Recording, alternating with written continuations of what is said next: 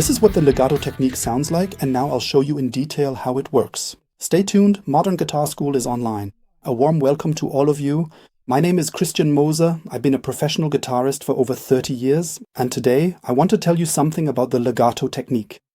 The word legato comes from Italian, like many musical terms. It comes from the Italian verb legare, which means to connect or to link. In music, this means that the notes are smoothly connected to each other so that there are no gaps in between. With the legato technique, you can play very fast and very smooth runs beautifully. You no longer have to pick every note with your right hand, so you don't get that pick attack, and as a result you create a certain smoothness in the runs, as you heard earlier in the intro solo. So legato means a smooth, connected way of playing.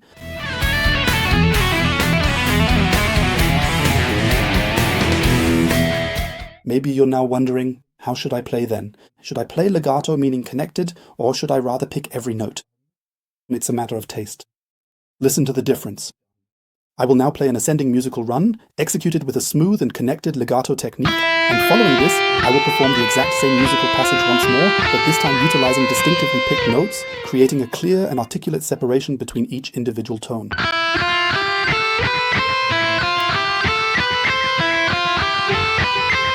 Legato, meaning smoothly connected notes, is played by picking each note individually. So you can clearly hear a difference in the tone quality. When you pick the notes, you naturally get that pick attack every time. If you play legato, that pick attack disappears and it sounds a bit more connected, a bit smoother. In the end, it's a matter of taste. Do you want that aggressive pick attack like Paul Gilbert, or would you prefer the smooth legato style of Van Halen, Joe Satriani, Brett Garsed, or Alan Holdsworth? So it's a matter of taste. There's no right or wrong. You have to decide which tone quality you like better. Okay, let's move on to the actual technique. I'll show you my favorite exercise for legato. This is the A minor scale starting from the note E on the B string, 5th fret. I'll also show it to you here. Now you pick the note on the 5th fret and hammer on with your middle finger to the 6th fret and with your pinky to the 8th fret. As the name clearly suggests, the technique is called a hammer-on.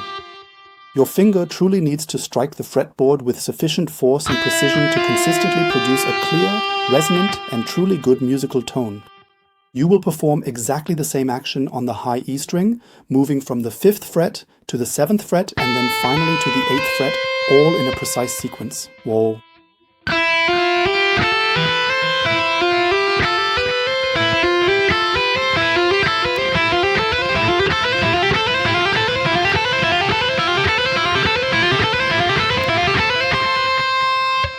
These are called hammer-ons. That's the term when you're going upwards, meaning when the notes get higher. When you play downwards, they're called pull-offs. I'll show you that as well. You start on the 8th fret, so the highest note of the sequence from before. You pick the string, but your ring finger and index finger are already in place, and now you pull each finger off downward, one after the other.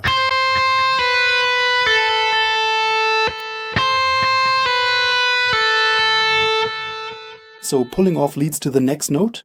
You should think of the pull-off as a kind of picking motion. The finger plucks the string and it starts to vibrate. Do the same thing on the B string, starting from the 8th fret.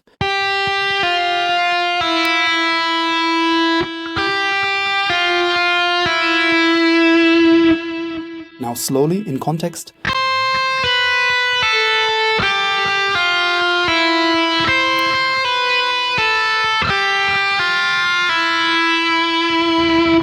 I often get asked by students, when you move to the B string, do you place all your fingers at the same time? No, I don't. While the 8th fret is ringing on the B string, I move my fingers over the middle finger and the index finger, and during the sustain of this 8th fret, the note G, I reposition my fingers. Watch very slowly.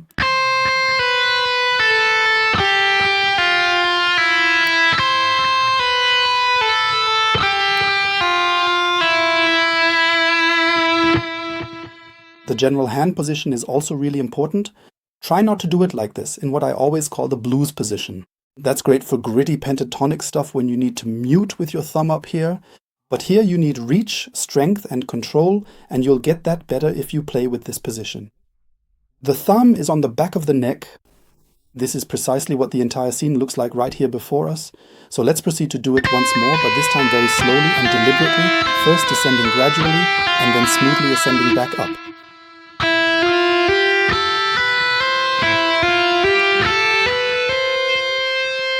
Also, don't use too much pressure. You actually don't need a lot of force if you hit the right spot. Hitting the absolutely correct and precise spot means utilizing the very tip of your bone. It might sound a little bit gross or perhaps even slightly unpleasant, but that is precisely the specific pressure point where you can effectively apply the most significant amount of force directly to the string. And if you ever start to feel yourself tense up, first and foremost, have some really good strong coffee, because that will undoubtedly help you right away and quite effectively. A quick explanation as to why I chose this small section. In this particular section, you will find the precise combination of your index finger and your middle finger positioned on the B string and then moving smoothly to the pinky. Subsequently, on the high E string, you will utilize the specific combination of your index finger, your ring finger, and your pinky. Both of these essential finger combinations, which you will undoubtedly encounter repeatedly and consistently in your everyday playing, are fundamentally involved and integral to this relatively small and significant segment. And that's why it's a perfect exercise to get your motor skills and strength going. I used to practice this little segment a lot, really for months, and it did wonders for my legato technique and my overall dexterity. I got the idea to practice it this way in a small segment from a tip by Paul Gilbert. He practices small segments and only later, once it works, goes through the entire scale.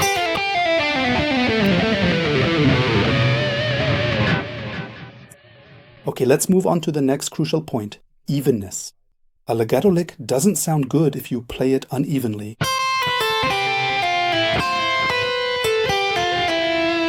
It only gains its beauty through notes of equal length.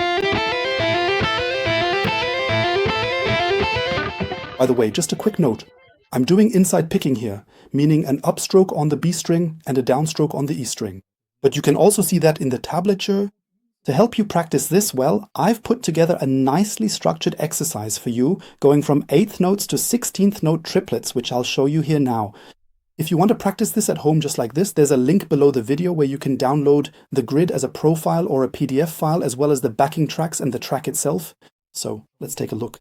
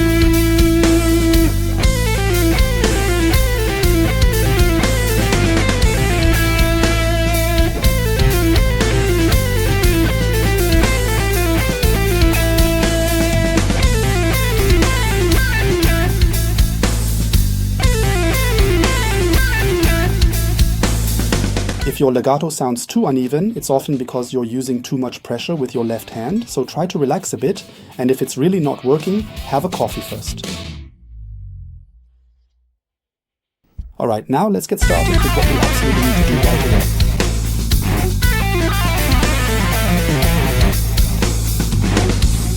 Now comes one of the most important tips in this video, string muting.